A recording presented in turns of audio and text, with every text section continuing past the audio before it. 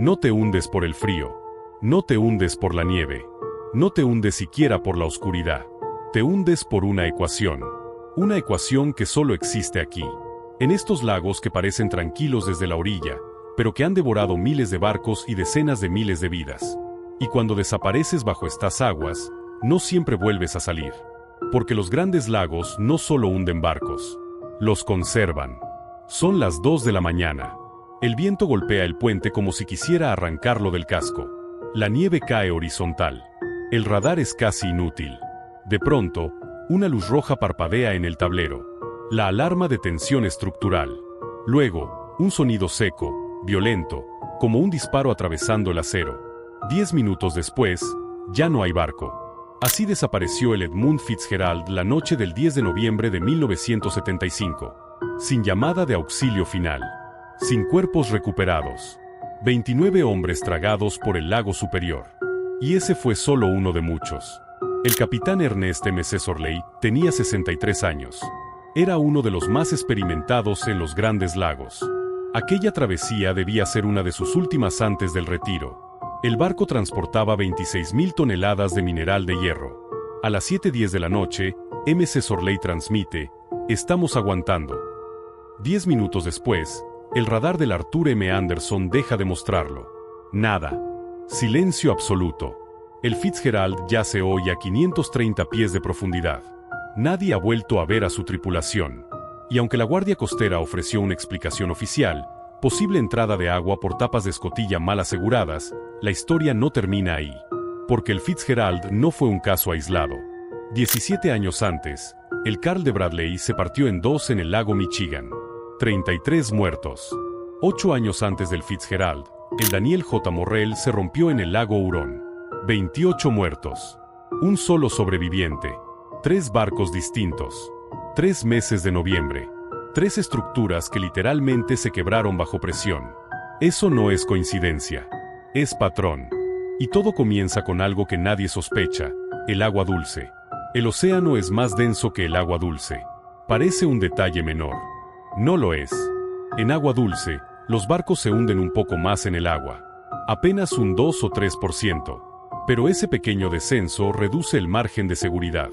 El casco queda más expuesto. Las olas alcanzan la cubierta con mayor facilidad. El mismo barco, con la misma carga, se vuelve más vulnerable solo por el tipo de agua que lo sostiene. Por eso existen marcas especiales de carga para agua dulce. Los ingenieros siempre lo supieron. El margen es menor. El riesgo, mayor.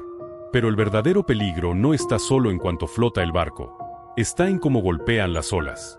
En el océano, las olas suelen tener periodos largos. Puede haber 20, 30, incluso 45 segundos entre una cresta y la siguiente. El barco tiene tiempo de subir, bajar y estabilizarse. En los grandes lagos, no. Aquí el periodo puede caer a 3 o 5 segundos. Las olas llegan rápido, afiladas, agresivas.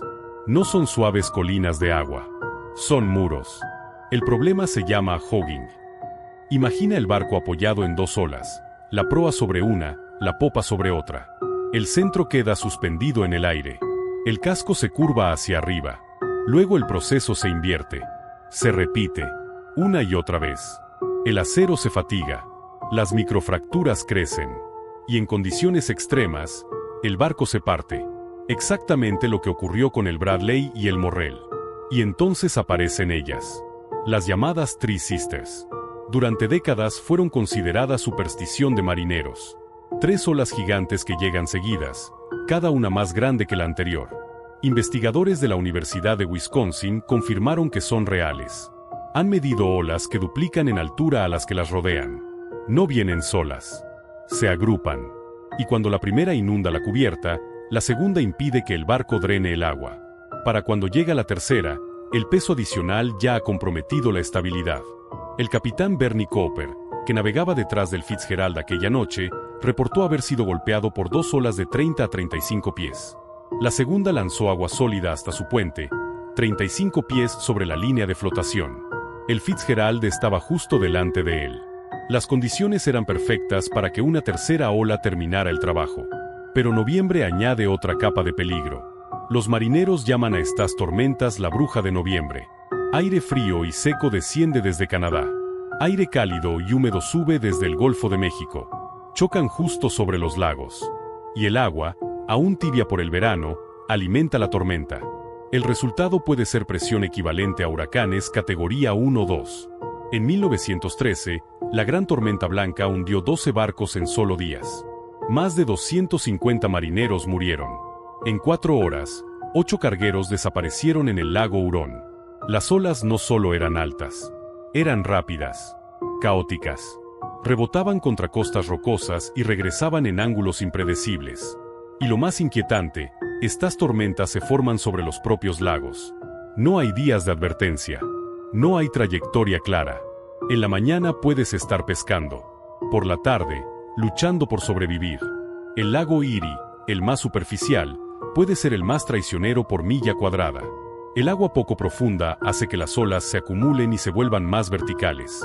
En vez de subir una colina de agua, chocas contra una pared. El lago Hurón tiene su Cypress Alley. El lago superior tiene Vitefish Point, conocido como el cementerio de los grandes lagos. Un tramo de 80 millas sin refugio seguro. Si te atrapa la tormenta, no hay donde correr. Y si crees que lo peor es morir en esas aguas, escucha esto. A 34 o 36 grados Fahrenheit, las bacterias responsables de la descomposición no sobreviven. Los cuerpos no siguen el proceso habitual. No se hinchan. No flotan. En cambio, ocurre una reacción química que transforma el tejido en una sustancia cerosa llamada adipocere. Algunos buzos han visto cuerpos preservados durante décadas. En el naufragio del Kamloops, hundido en 1927, hay un cuerpo apodado Old Waiheke que permanece en la sala de máquinas. El Fitzgerald, a más de 500 pies de profundidad, es considerado tumba permanente. Las familias pidieron que no se perturbe. El lago no devuelve a sus muertos. No es poesía, es química. Después de 1975, algo cambió. No se ha perdido ningún gran carguero comercial en los grandes lagos desde entonces. Se implementaron trajes de supervivencia obligatorios. Mejoraron los sistemas de radar y GPS. Se reforzaron inspecciones estructurales. Las predicciones meteorológicas son más precisas. Hoy los capitanes tienen datos en tiempo real que MC Sorley jamás tuvo. Pero la física no cambió. Las olas siguen siendo cortas y violentas. Las Three Sisters siguen formándose. Y estudios recientes muestran que el clima de olas en el lago superior está aumentando. Menos hielo invernal significa más superficie abierta. Más superficie abierta significa más viento generando olas más grandes. El riesgo no desapareció. Evolucionó. Cada 10 de noviembre, la campana recuperada del Edmund Fitzgerald suena 29 veces en Vitefish Point. Una por cada tripulante perdido. Y una número 30 por todos los que nunca regresaron. Se estima que entre 6.000 y 10.000 barcos han naufragado en los grandes lagos desde el siglo XVII. Tal vez 30.000 vidas. Tal vez más. Muchos restos jamás fueron encontrados. Los grandes lagos no son el océano. Pero tampoco son simples lagos. Son mares interiores con reglas propias. Aquí el margen es menor. Las olas golpean más rápido. El acero se vuelve frágil en el frío. Y cuando la ecuación se alinea, agua dulce, olas cortas, acero fatigado, tormenta de noviembre, el resultado es siempre el mismo. 10 minutos. Eso fue todo lo que necesitó el Fitzgerald para desaparecer. La física no negocia. No tiene memoria. No siente compasión. Y cada noviembre, cuando la bruja vuelve a soplar, la ecuación sigue esperando. Pero hay algo aún más inquietante. Incluso cuando entendemos la física, incluso cuando analizamos cada informe, cada testimonio, cada modelo matemático, todavía queda una sensación incómoda. Porque muchos de estos barcos no eran viejos cascarones abandonados a su suerte. Eran gigantes de acero, orgullo industrial, construidos para resistir. Y aún así, se doblaron como si fueran de papel mojado. El Edmund Fitzgerald, por ejemplo, había sido alargado después de su construcción original para transportar más carga, más eficiencia, más beneficio. Pero cada modificación estructural altera la forma en que un casco distribuye el estrés. En condiciones normales, eso no representa un problema. En condiciones extremas, puede convertirse en una sentencia silenciosa. Cuando un barco se extiende, su flexibilidad cambia. El punto medio soporta más tensión. Y en un lago donde las olas no dan tregua, esa tensión se multiplica. Los ingenieros navales hablan de fatiga acumulativa. No es un golpe el que destruye una estructura. Son miles. Microfracturas invisibles que crecen con cada tormenta superada. Cada viaje exitoso es también un pequeño desgaste interno. Hasta que un día, la suma supera el límite. Y el acero, que parecía indestructible, simplemente cede. El Carl de Bradley era conocido por ser flexible. Los marineros lo decían con orgullo. Se movía bien en el agua. Era maniobrable. Pero esa misma flexibilidad significaba que el casco se doblaba constantemente. Durante 22 años se enfrentó tormentas. Durante 22 años acumuló estrés estructural. Cuando aquella noche de noviembre de 1958 las olas alcanzaron el ángulo preciso, el punto exacto de tensión crítica fue superado. Y el barco se partió casi instantáneamente. Los informes posteriores revelaron otro detalle inquietante. El acero utilizado antes de 1948 contenía niveles más altos de azufre. En temperaturas frías, ese tipo de acero se vuelve más quebradizo. Es menos capaz de absorber impactos repetidos. Exactamente las condiciones que dominan en noviembre. Agua helada, viento cortante, olas que no descansan. La combinación perfecta para convertir una nave en una fractura flotante. Y sin embargo, incluso con ese conocimiento, hay algo más que asusta. Porque los grandes lagos no solo castigan a los barcos antiguos. También ponen en riesgo a embarcaciones modernas cuando se subestima el entorno. Muchos piensan que por estar rodeados de tierra, estos lagos son más predecibles, más controlables. Es un error peligroso. A diferencia del océano, donde las tormentas suelen desplazarse desde grandes distancias y pueden ser monitoreadas con anticipación, las tormentas en los grandes lagos pueden intensificarse en cuestión de horas. El contraste térmico entre el agua relativamente cálida y el aire ártico descendente actúa como combustible instantáneo. Es como encender una mecha sobre un depósito de energía acumulada. En 1975, los sistemas de predicción meteorológica eran limitados. No había satélites con resolución moderna ni modelos computacionales avanzados. Hoy, los meteorólogos pueden rastrear la evolución de una tormenta casi en tiempo real. Pero incluso ahora, la velocidad con la que se intensifican ciertos sistemas sobre los lagos sigue sorprendiendo. El fenómeno del stacking de olas en aguas poco profundas también amplifica el riesgo. Cuando una ola avanza hacia zonas menos profundas, su base comienza a rozar el fondo. Esto reduce su velocidad. Pero las olas que vienen detrás no disminuyen su impulso con la misma rapidez. El resultado es acumulación. La energía se comprime verticalmente. Las olas crecen más empinadas, más violentas, y eventualmente rompen con fuerza descontrolada. En el lago Erie, donde amplias zonas apenas superan los 25 o 30 pies de profundidad, este efecto convierte tormentas moderadas en escenarios extremos. Luego está el factor psicológico. Muchos capitanes veteranos desarrollaron una confianza basada en experiencia. Habían sobrevivido a tormentas antes. Habían cruzado en condiciones difíciles. Esa memoria de supervivencia puede generar una ilusión de control. Pero cada tormenta es diferente. Cada combinación de viento, presión y temperatura produce un patrón único de olas. La confianza puede convertirse en una variable peligrosa cuando el entorno cambia más rápido de lo esperado. Dennis Sale, el único sobreviviente del Daniel J. Morrell, describió cómo el acero del barco parecía rasgarse lentamente. No fue una explosión repentina. Fue una ruptura progresiva. Sonidos que no parecían reales. Chispas. Vibraciones. Luego separación total. Su testimonio es uno de los pocos relatos directos de lo que ocurre cuando un carguero de más de 600 pies se fractura bajo estrés extremo. No es instantáneo. Es un proceso breve, pero perceptible. Un momento en el que la estructura deja de comportarse como una unidad y comienza a fallar en segmentos. Y cuando eso sucede en medio de la noche, con temperaturas cercanas al punto de congelación, las probabilidades de supervivencia caen drásticamente. El agua a 34 grados puede incapacitar en minutos. La hipotermia no necesita horas. El cuerpo pierde calor 25 veces más rápido en agua que en aire frío. Incluso con chalecos salvavidas, incluso con balsas, la ventana es mínima. Las estadísticas históricas son contundentes. Entre 1875 y 1975, aproximadamente un barco por semana sufrió naufragio en los Grandes Lagos. Esa frecuencia constante durante un siglo no puede atribuirse solo a errores humanos.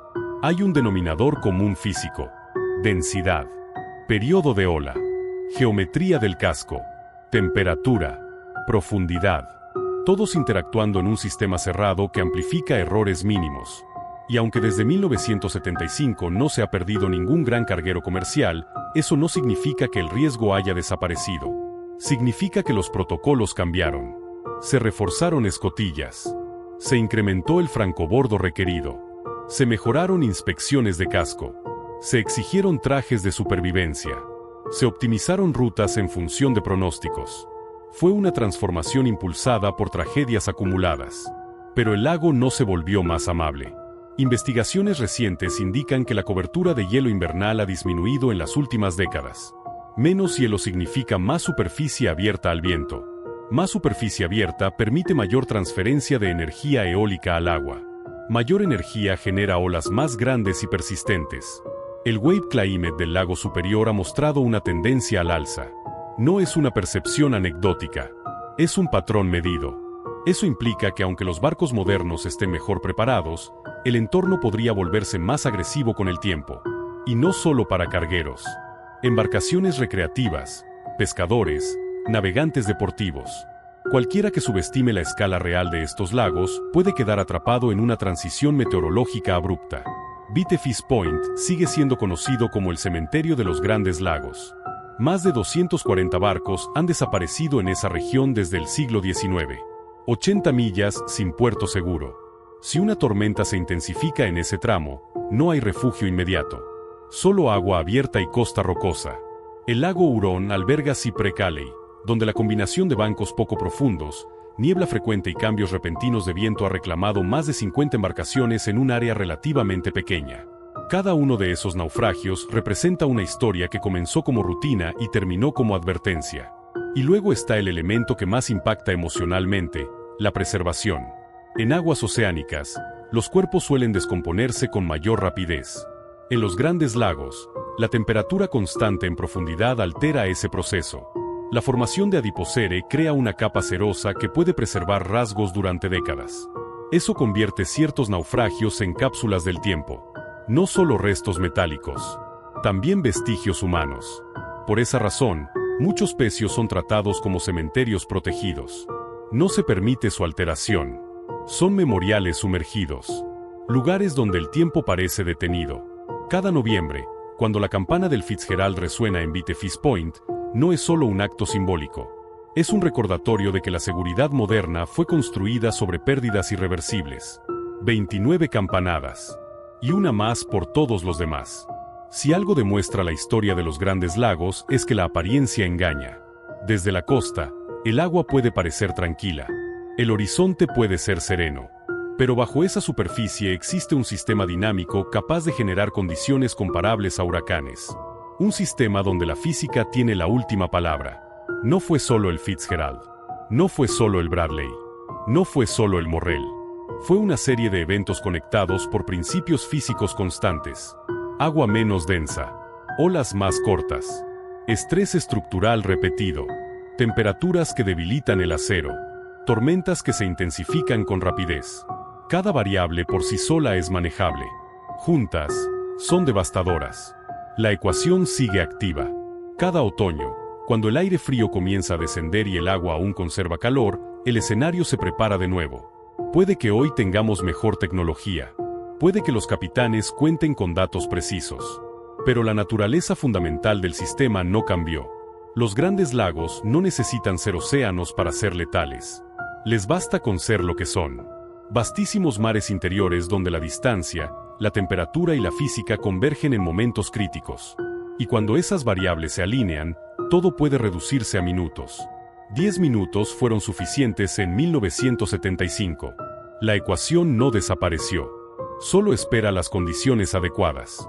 Porque en estos lagos, el error no siempre es humano. A veces es matemático.